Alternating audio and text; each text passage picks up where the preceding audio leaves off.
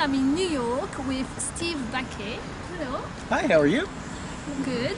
Can you introduce yourself, Steve? Yeah, I'm Stephen Emil Bacque, 55 years old, from Cypress, Texas, now living in Cranford, New Jersey, and I suffer from dyslexia and a form of autism called Asperger's syndrome.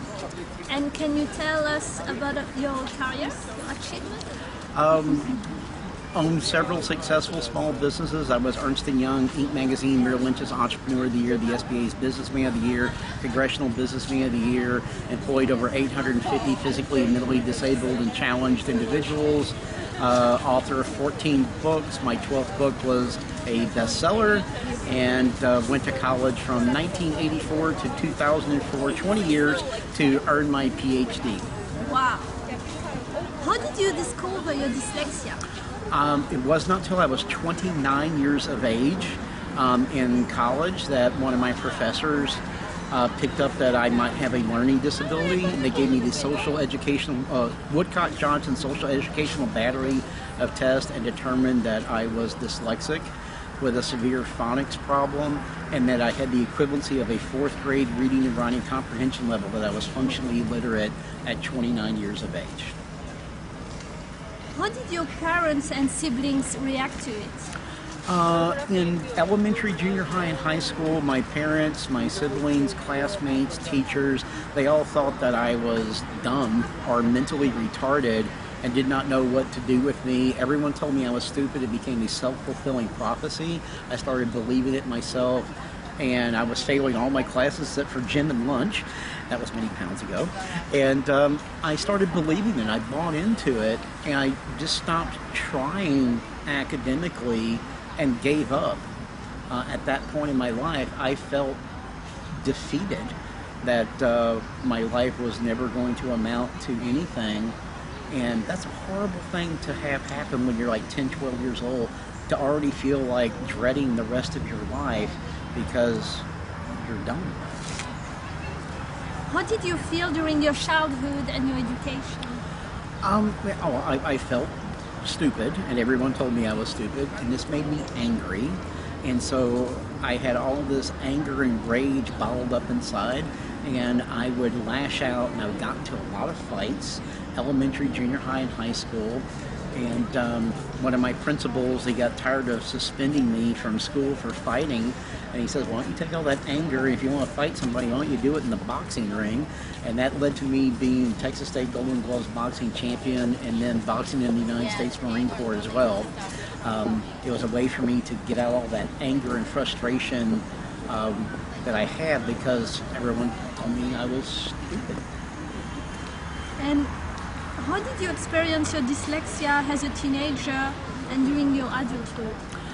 Well, like I said, in high school, I was just very angry, and you know, somebody would make fun of me that I couldn't read or write very well, and I would just, you know, punch them in the nose, and that got me into a lot of trouble, and that led to my boxing.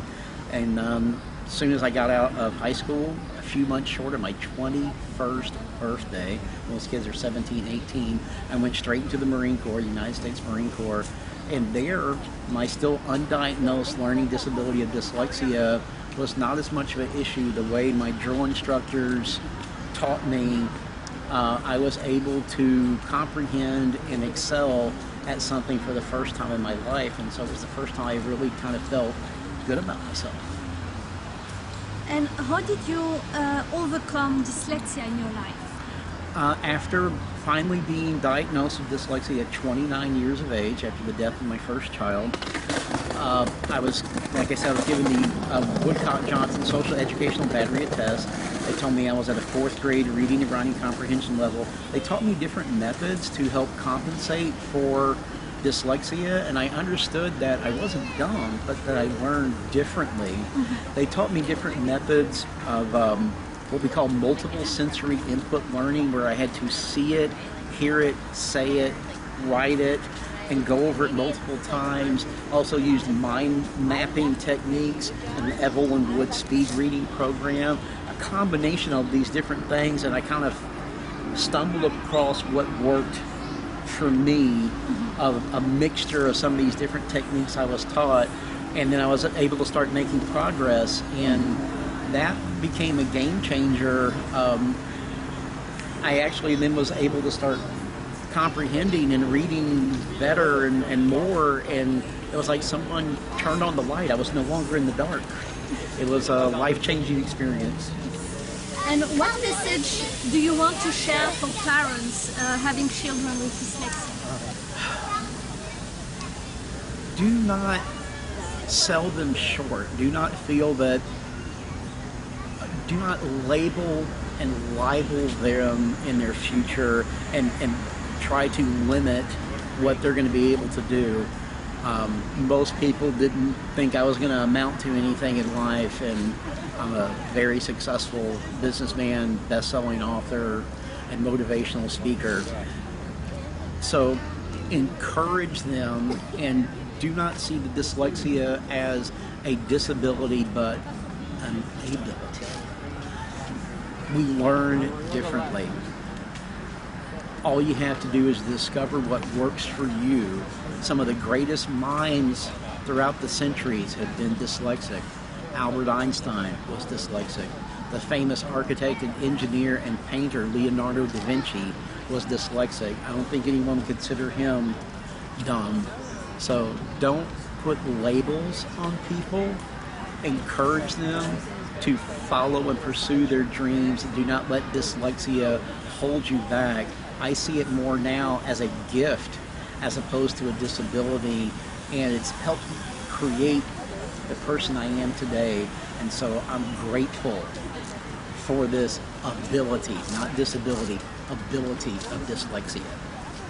What advice do you have for children or teenagers with dyslexia? Do not give up on yourself. Do not give up on your hopes and dreams in life. Pursue your goals and dreams. Don't listen to the naysayers. Follow your heart. Work hard and accomplish your goals and dreams.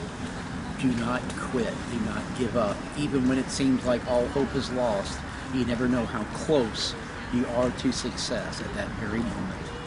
Thank you. Thank you for your time. My pleasure.